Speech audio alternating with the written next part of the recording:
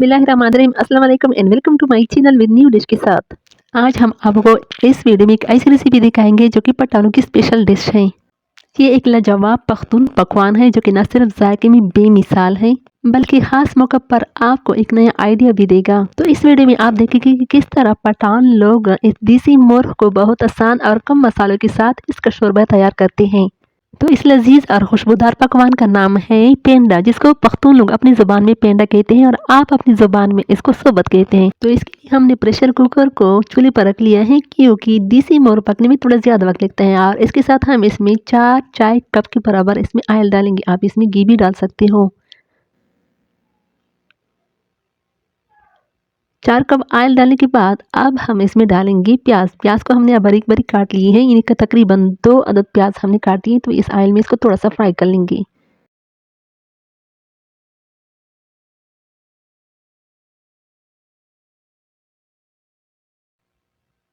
थोड़ा सा फ्राई करने के बाद अब हम इसमें देसी मुर्ग डालेंगे।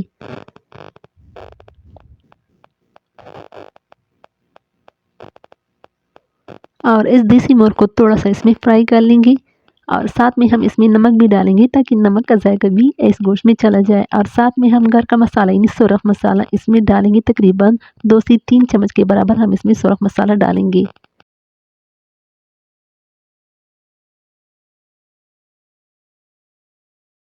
तो इसके साथ ही हम लहसुन लेंगे। लहसुन को हमने जैसे ग्राइंड कर लिया और उसमें हमने थोड़ा सा पानी मिला लिया है। तकरीबन 5 चम्मच के बराबर ये लहसुन है और इस लहसुन को इस देसी चिकन में शामिल कर लेंगे। तो साथ में हमें आपसे दरख्वास्त है, अगर आप हमारे चैनल पर नए हैं तो हमारे चैनल को लाइक, सब्सक्राइब और अपने दोस्त के साथ शेयर ज़रूर कर लेना, क्योंकि आपकी लाइक से हमें हौसला मिलता है।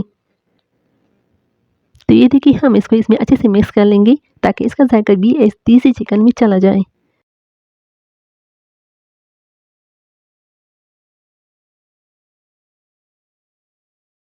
तो लहसुन को हमने इसमें अच्छे से मिक्स कर लिया है। तो इसके बाद हम हरी मिर्च इसमें डालेंगे।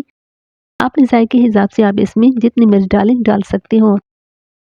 तो इसके साथ ही हम लेंगे 5 अदद टमाटर, जिसको हमने अच्छे से काट लिया है, तो वो भी इसमें डालेंगे और इसको इसमें थोड़ा सा मिक्स कर लेंगे। जब टमाटर इसमें अच्छे से हल हो जाए तो इसके बाद हम डालेंगे इसमें गरम मसाला। तकरीबन 5 चम्मच के बराबर हम इसमें गरम मसाला डालेंगे और इस मसाले को इसमें थोड़ा सा हल कर लेंगे। और साथ में हम इसमें डालेंगे आलू और इसको भी इसमें थोड़ा सा हल कर लेंगे। आलू डालने के बाद हम इसमें पानी डालेंगे। तकरीबन 5 गिलास के बराबर हम इसमें पानी डालेंगे। पानी डालने के बाद हम इसका नमक चेक कर लेंगे। तो जायके में हमने नमक थोड़ा सा कम लगा, इसलिए हम इसमें थोड़ा सा और भी नमक डालेंगे और इसको अच्छे से मिक्स कर लेंगे।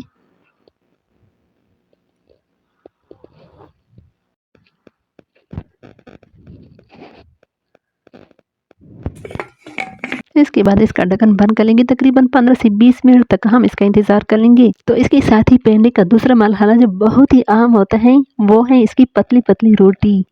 तो पतली पतली रोटी पकाने के लिए हम सफ़ेद आटा लेंगे और तवे को खूब गर्म करेंगे और तेज़ आंच के साथ हम पतली पतली रोटी बनाएंगे।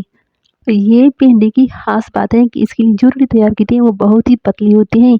तो सफ़ेद आटे और पतली रोटी के बगैर इसका जायका बिल्कुल भी नहीं होता। तो इसलिए इसके लिए जो भी रोटी बनाई जाए तो वो बहुत ही पतली और सफ़ेद आटे से बनानी चाहिए।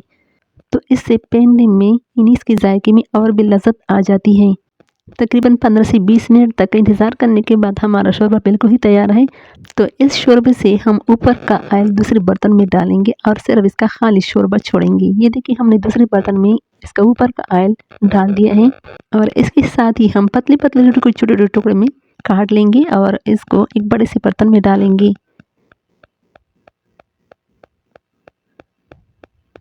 ये देखिए हमने रोटी को छोटे छोटे हिस्से में काट लिया है और अब हम खाली शोरबा जिसे हमने ऑयल को अलग किया था इसके ऊपर डालेंगे और इस शोरबे से इसको अच्छे से कवर कर लेंगे।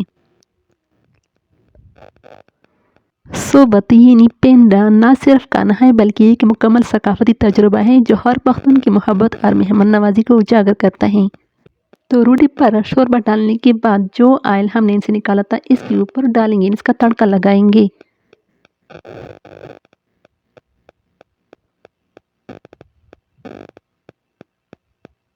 ये देखिए जो ऑयल हमने निकाल लिया था अब हम इसके ऊपर डाल दिए हैं और साथ में हम इसके ऊपर आलू भी डालेंगे और साथ में देसी चिकन भी इसके ऊपर डालेंगे। और इसके साथ ही आपको सलाद में जो पसंद हो वो इसमें डाल सकते हो। तो इसके साथ ही हमारा ये शोरबा बिल्कुल ही तैयार है। मुझे उम्मीद है कि आपको इस शानदार पकवान की तैयारी की तफसीलात पसंद आएंगी और आप इसे अपने घर में आजमाकर अपने खानदान और दोस्तों के साथ खुशी की लम्हे गुजारेंगे। आपको अगर हमारी ये रेसिपी पसंद आई हो तो कमेंट सेक्शन में ज़रूर बताना। Thank for watching.